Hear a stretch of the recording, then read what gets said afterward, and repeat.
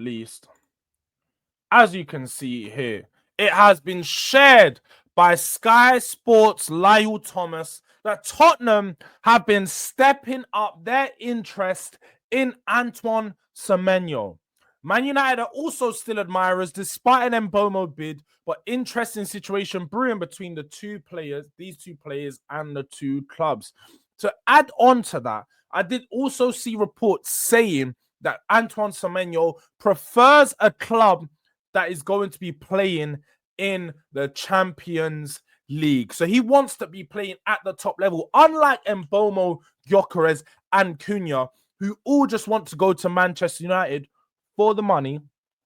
Antoine Semenyo actually cares about his career and the path that his career is going to take him on. So he wants to go play at the top level, play in the Champions League, get that background that he can see behind us right now, living that life, nights under the lights, playing, on a Wednesday night. They don't even play Thursdays. They play just Saturday because they're shy. What a feeling, what a night. Oh, what a night, oh, what a night. Watching Tottenham on a Tuesday night. You play Saturdays only because you're fucking shy. What a feeling, what a night. Oh, what a night. Yeah, so he actually has ambition for himself, but more importantly, Antoine Semenyo is the direct winger that Tottenham need. He's one of those P&P specialists who just drive with the ball. When they're running at players, he's big. Don't even want to say the other one, but when he's running at you, you can imagine he's an absolute beast. His dribbling is one of his key strengths about his game. When he plays in off that left-hand side, can also operate off of the right, but mainly off of that left-hand side. Let me get up his stats so we can just have a quick look into what is going on with Antoine Semenyo in the last season. So as we can see here, last season, 37 appearances, 11 goals, 6 assists, but 9 yellow cards. 9 yellow cards shows the tenacious side of things. But like I said, people, he is very versatile. He can play off the left. He can play off the right. He's better off the left-hand side so he can cut in on his right foot. And he has an absolute rifle of a shot. And he's I wouldn't say he's a top player, but he's a top player in the Premier League, ready to make that jump to the next club. He obviously played that season the year before with Solanke and created a lot of goals to help Solanke get to that 19 goals that he eventually finished on in the Premier League. So we know that he's got that link-up capability with the striker that we have in our front line already. 13 goals in all competitions, 7 assists, made it have 20 GA across the season, which is a stellar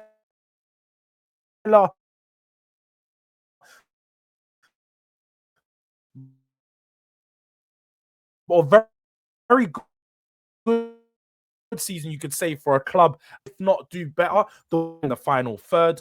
I do think some of his decision-making at times can be questionable. Not the cleanest of strikers of the ball. So sometimes some of his crosses and shots tend to go wayward, but he just glides past players. Honestly, like one of the best things about him is he just glides with the ball.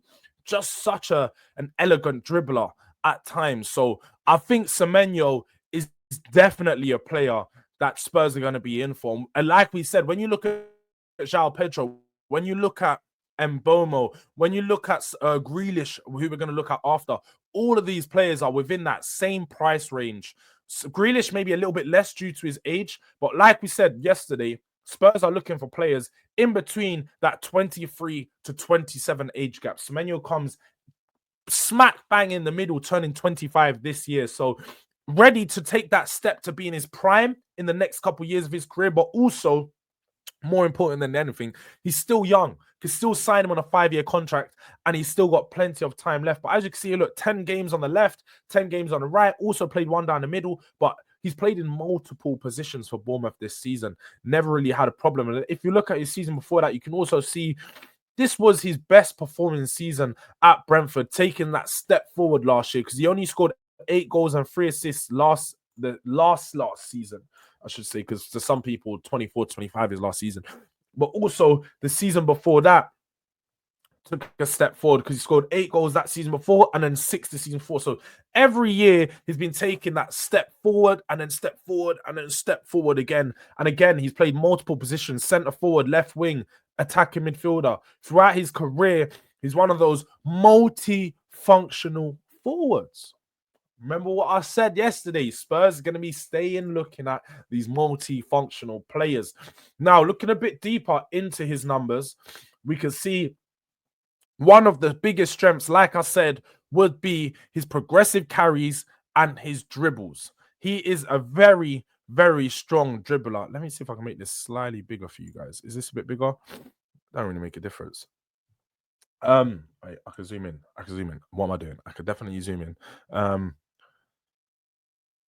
So 81.6 in progressive carries, 81.8 in the dribbles. You can see that's his 2 biggest strengths. He's one of those players that are going to move forward with the ball, carry it past players.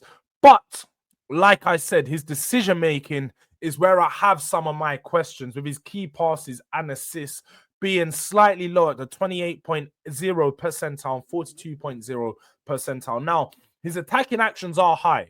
He does make a lot of attacking actions, as when he gets on the ball for Bournemouth, he's in the transition. He's usually bulldozering through the midfield to help them get up the pitch. So 78.2 high attacking actions. And then also his non-penalty goals is fairly good, and expected goals and expected assists is fairly decent. So on the data, it makes him look like a fairly good player, as it backs up the fact of what we see with the eye test. Strong dribbler, not the best of passes, not the cleanest strikes of the ball, but still manages to have a good impact in that final third. So Antoine Semenyo is an option Spurs will be looking at in this window, and you can see why. He fits exactly what Spurs are looking for.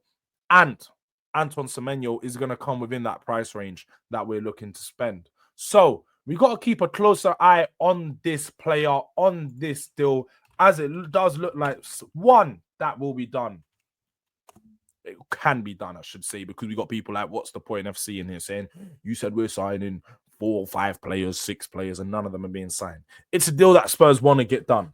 Now, this is obviously dependent on many things, but he is one player that Spurs are interested in and targeting because of the quality that he brings. Now, moving on to the other player, the English maestro,